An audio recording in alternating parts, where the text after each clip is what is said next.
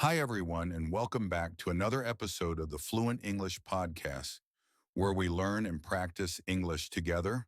Today, our mission is really focused on you, the English learner who's, somewhere in that intermediate to advanced B1, C1 space. Hmm. You've got the grammar down, you have a decent amount of vocabulary, but sometimes, well, there's that gap, right, between knowing English and actually using it smoothly in a real conversation. Absolutely. That feeling of freezing up or Yeah, just awkward silence. exactly. That's what we want to tackle today, moving past just accuracy to real fluency and confidence. And we're focusing on practical, usable strategies, not just theory. We've looked at sources on everything from, basic social chat, small talk, Right. to handling communication problems, even preparing for those really high-stakes situations like job interviews. So the goal is a kind of playbook, actionable things you can use immediately. Precisely. How to get that natural flow, manage when you don't understand, and prep for formal English settings. Okay, let's dive in. Starting with maybe the most common hurdle, small talk. Oh, yes. Our sources define it as, polite chat about ordinary things, Yeah. surface level stuff. Right. It's everywhere. Office, kitchen, parties, waiting rooms. And the point isn't necessarily deep connection, initially anyway, but more about turning the potential awkwardness into something, well, dynamic. Exactly. And the key is starting simple, starting shared, like commenting on the immediate environment. The classic weather comment. Well, yes, that's the stereotype, but it works because it is shared.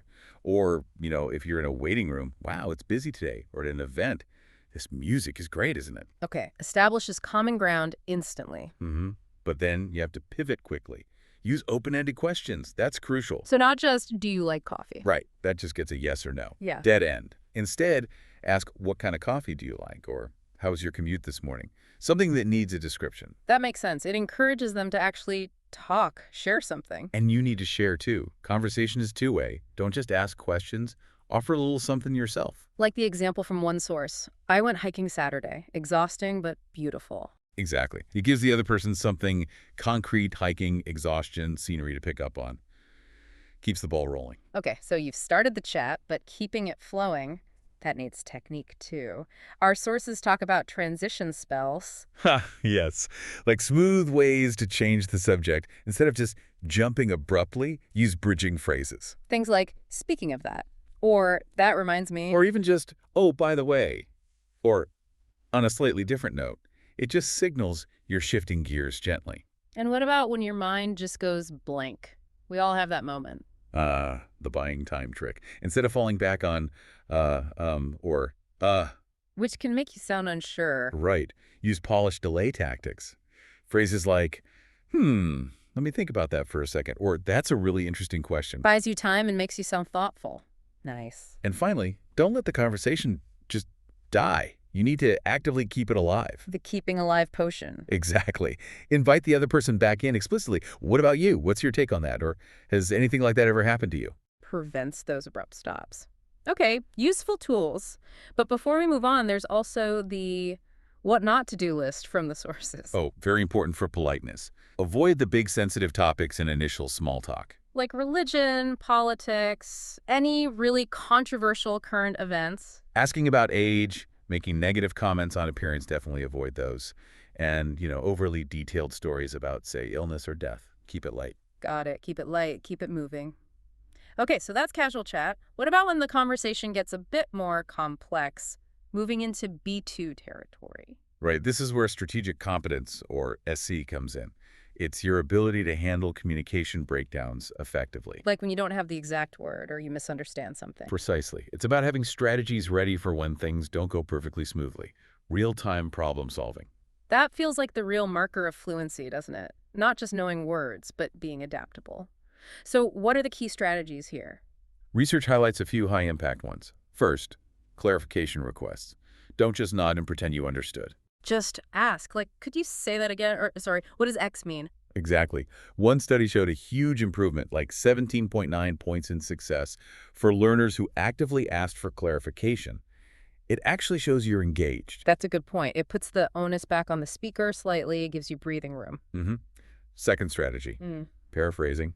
If you can't find the perfect word, explain the idea using other words you do know. Shows understanding even if the vocabulary isn't quite there. Right. And third, self-correction. Being willing to make a mistake, notice it, and fix it yourself, rather than just stopping. Instead of freezing up, just correct and move on. Yeah. Studies showed that willingness to self-correct also led to big gains, 17.6 points in one case. It shows confidence and a willingness to learn. Okay, clarification, paraphrasing, self-correction. Now, how does this apply to something tricky like disagreement? Most people want to avoid conflict. And in polite English conversation, direct, blunt disagreement is often seen as rude. Softening is key. Linguistic hedging. So how do we do that effectively? There's a good two-step framework. Step 1, soften the intro. You've got options. Okay. You can show you heard them first. I see what you're saying, but... Right. Or, I understand that perspective, however. Acknowledges their point before challenging it. Right. Or, you can kind of pretend you're unsure. I'm not so sure I agree with that. Or even softer, I wonder if another way to look at it might be using those modal verbs like might or could. What about just saying, I'm sorry, but...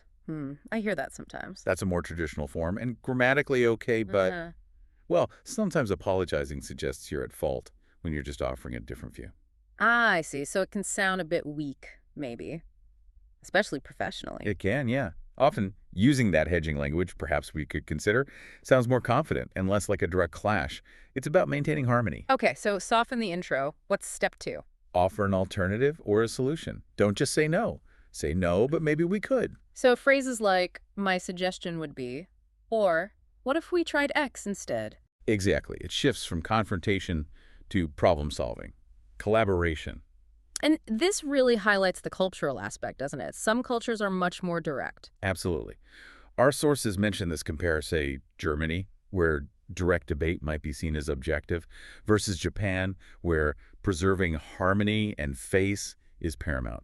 Knowing your context is key to how much softening you need. Shows real advanced understanding. Okay, let's shift gears completely. High stakes, the job interview. Right.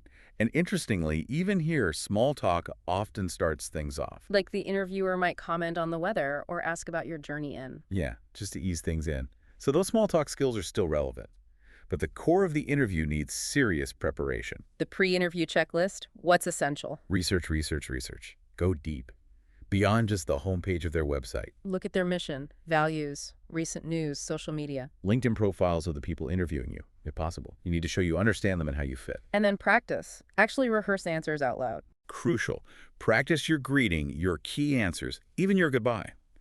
And wear the actual outfit beforehand. Make sure it's comfortable, looks right, no surprises on the day. Okay, let's talk about specific questions. The classic. Tell me about yourself. How do you tackle that without rambling? Keep it concise. Aim for maybe 30, 40 seconds max. Structure is your friend here. Like? Briefly. Education, then relevant job experience, then wrap up with what you enjoy or what you're looking for. Now something that links to the role. I'm looking for a position where I can use my X skills to help the company achieve Y. Structure helps manage nerves, too. What about strengths and weaknesses? Always tricky. Examples are non-negotiable. For strengths, don't just state it, illustrate it. My communication skills are strong. For example, in my last role, I consistently received feedback that I made complex technical details clear to non-technical clients. Give proof. Exactly. And for challenges or weaknesses, use the PAOR structure. Problem, action, result. Okay, give me an example. Let's say the challenge was missed deadlines. Problem, we were missing delivery deadlines. Action, I analyzed the workflow, identified bottlenecks, and implemented a new tracking system. Result, we improved on-time delivery by 15% in the next quarter. Shows you're proactive and solution-oriented. And the dreaded weakness question. How honest should you be? Be honest, but always frame it in terms of growth. Acknowledge a real weakness, maybe public speaking nerves. Okay. But immediately follow with the action you took. I used to be quite nervous about public speaking, so I joined a Toastmasters club and have been actively working on it. It's much better now. Turns a negative into a positive story of self-improvement. Smart. And why do you want to work here? This is where your research pays off. Connect your goals and values to their stated mission or values. I really admire your company's focus on innovation in X field, and I'm eager to contribute my skills to that. Shows genuine alignment. Don't forget body language. Absolutely critical. Smile genuinely. Maintain good eye contact, not staring, but connecting. Sit up straight, open posture, no crossed arms. It all signals confidence and engagement. And the end of the interview. The final impression. Crucial moments. Always, Always say thank you sincerely. And if they ask, do you have any questions for us? You must have questions ready. Yes. Never say, no, I think you've covered everything. Having questions shows you're serious and still engaged. Good ones would be like, what does a typical day look like in this role? Or, what are the next steps in the hiring process? Shows you're thinking ahead. Okay, so wrapping this deep dive up, it feels like 3 main areas we've hit. Yeah, I think so. First, mastering that casual flow using small talk techniques, transitions, managing pauses smoothly. Right. Second, developing strategic problem-solving skills, knowing how to ask for clarification, paraphrase, self-correct when communication gets tough. And third, structured preparation for those high-stakes situations, especially interviews, having your answers and examples ready. And the underlying theme seems to be that confidence really comes from preparation and practice. Absolutely. You can't just read about this stuff. You need to try it out. Practice out loud, maybe even record yourself to hear how you sound. Good idea. Okay, final thought for our listeners to mull over. Well, building on that idea of handling tricky situations like disagreement or tough questions, perhaps the most advanced strategic competence involves managing your own internal state. Practice self-distancing. Self-distancing. How do you mean? Instead of thinking, I disagree, or I'm struggling with this question, try to frame it more objectively, almost in the third person. The issue here seems to be X, or this question addresses the challenge of Y. How can you remove the personal I to focus on the problem or the idea itself? So detaching the emotion from the situation. Exactly. It allows you to manage the conversation strategically, rather than letting your immediate emotional reaction manage you. It's a subtle shift, but potentially very powerful for advanced communication. That's the challenge to think about.